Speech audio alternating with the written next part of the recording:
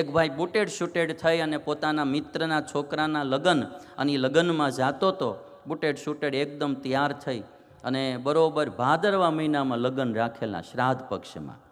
માંડ મેળ પડ્યો છે, ઠપકારી દ્યો હવે, પછી આમાં હું ચોમાસાનું જોવાય નહીં કાંઈ. હવે એ જાતો હતો ને એમાં ઉપરથી કાગડો ચરક્યો, ત્યાંની ટોપી કોટ ને બધું બગાડ્યું. શ્રાદ્ધ પક્ષ હાલે એટલે ખીરું હમાએ ખાધેલ્યું, કાગડાએ તે બધું બગાડી નાખ્યું આખો. હવે કોઈ માણા પ્રસંગમાં જાતો હોય ને આવી રીતે કપડાં બગડે એટલે સ્વાભાવિક અપસેટ થઈ જાય, પણ આ માણા અપસેટ ન થયો. આકાશમાં જોઈને કે હે ભગવાન, તને લાખ લાખ ધન્યવાદ છે કે તે ગાયો ભેંસોને ઉડતી નથી કરી. કે તને લાખ લાખ ધન્યવાદ છે કે તે ગાયો ભેંસોને ઉડતી નથી કરી, ખાલી કાગડા જ ઉડતા કર્યા. જો ભેંસું ઉડત્યું હોત અને પાલો ખાધો હોય હમાએ માંડવીનો, શું થાય? તો ભગવાનને એણે આમાંથી નહીં થેન્ક યુ કીધું. એ તમે જો, મારે બહેનો ભાઈઓના જે બધાને કેવું, ટેન્શનમાં બહુ જીવતા હો કે બહુ ચિંતામાં રહેતા હો કે બહુ મરી જવાના વિચારો આવતા હોય ક્યારેક ક્યારેક, લગભગ તમે જોજો, મેં જોયું સંસારીમાં કે મોટા ભાગે આખા સંસારમાં બે બાબત લગભગ માણાને મનમાં એકવાર તો આવી જ હોય. એક લગભગ બધાને એમ થાય લગ્ન કર્યા પછી કે મારા યોગ્ય મને પાત્ર ના મળ્યો. તમે જોજો બેનો ભાઈઓ બધાને એકવાર તો આવું થાય જ છે,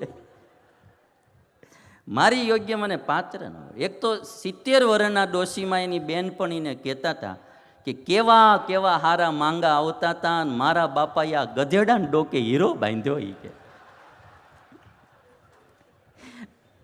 70 વર્ષે એવી પશ્ચાતાપ કરતા હોય, આપણને એમ થાય કે 70 વર્ષ કાઢ્યા કેમ છે, બોલો.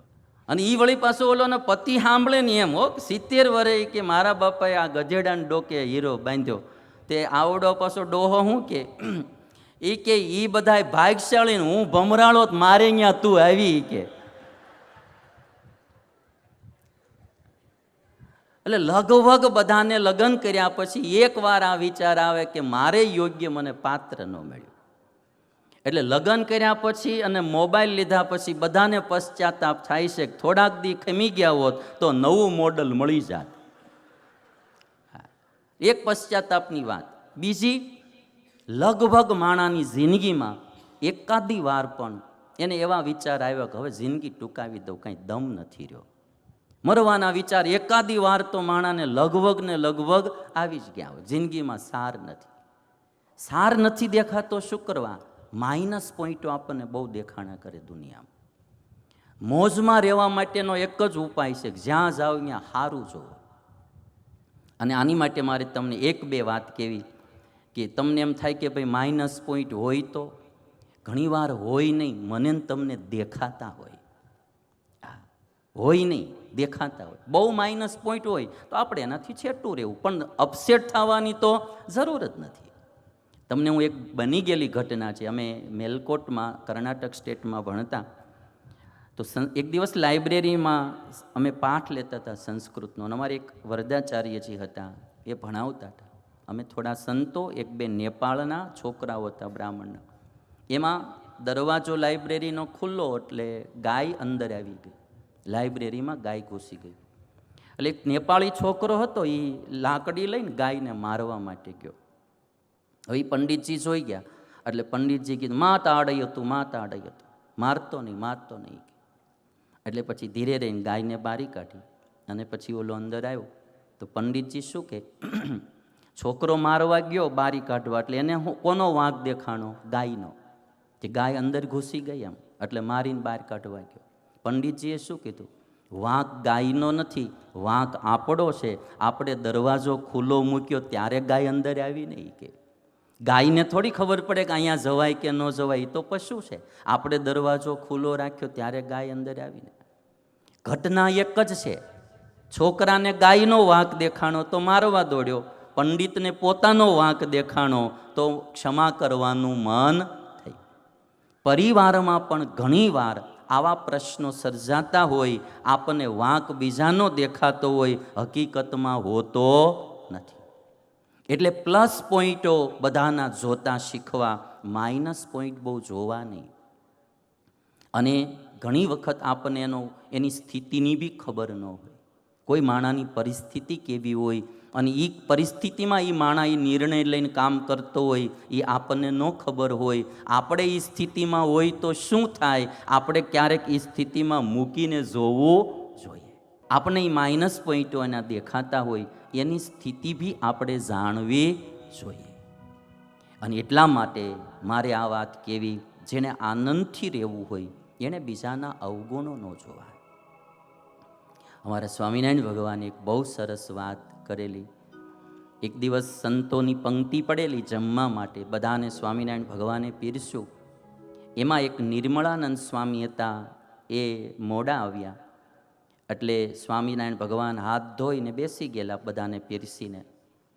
તો નિર્મળાનંદ સ્વામી કાષ્ઠનું પાત્ર હોય અમારું, જેને પત્તર કહીએ અમે, જેમાં જમતા હોઈએ, તો એ પત્તર લઈને સ્વામિનારાયણ ભગવાન પાસે ગયા ને કહે છે કે હું બાકી રહી ગયો તમારા હાથની પ્રસાદી લેવામાં.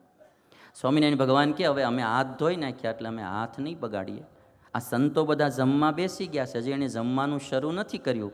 તમે પત્તર લઈને બધાય પાસે જાઓ એટલે એક એક કોળીઓ બધા તમને એના પત્તરમાંથી આપશે. એટલે સાધુ બધા પાસે ગયા પત્તર લઈને, બધાના પત્તરમાંથી એક એક કોળીઓ બધાએ દીધો. આનું આખું પત્તર છલ્લોછલનું ભરાઈ ગયું. સ્વામિનારાયણ ભગવાન ઊભા થઈને કે જો આ સાધુએ બધાના પત્તરમાંથી એક એક કોળીઓ લીધો તો એનું આખું પત્તર ભરાઈ ગયું. એમ જો આપણે બધામાંથી એક એક ગુણ લઈએ તો આપણું હૃદય ગુણોથી ભરાઈ જાય. આપણું હૃદય ગુણોથી ભરાઈ જાય. એટલે બહુ માઇનસ પોઈન્ટો જોવાનું ક્યારેય ન રાખવું. બધાના પ્લસ પોઈન્ટ જો, મજા આપણને આવશે. ક્યાંય પણ તમને મોડું દેખાણું એટલે મજા નહીં આવે. તમે ક્યાંય જમવા ગયા કોકને અહીંયા અને તમને એમ થયું અરે ખાવામાં કાંઈ દમ નથી, પછી મોઢું બગાડતા બગાડતા આવશો. કોઈના પ્રસંગમાં ગયા જરીકે તમને કાંઈ અવગુણ આવી ગયો એટલે પ્રસંગમાં તમને મજા નહીં આવે.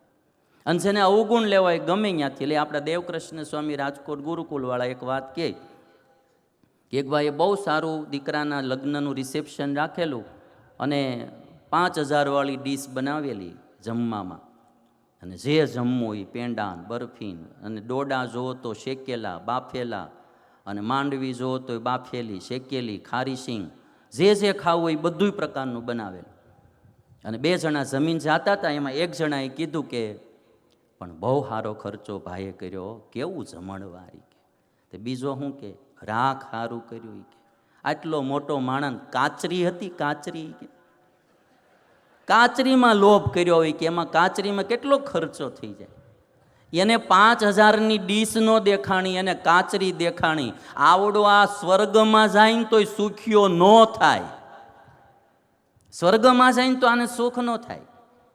અને જે માણાને બધાના ગુણ આવે એ માણા બહુ સુખી થાય.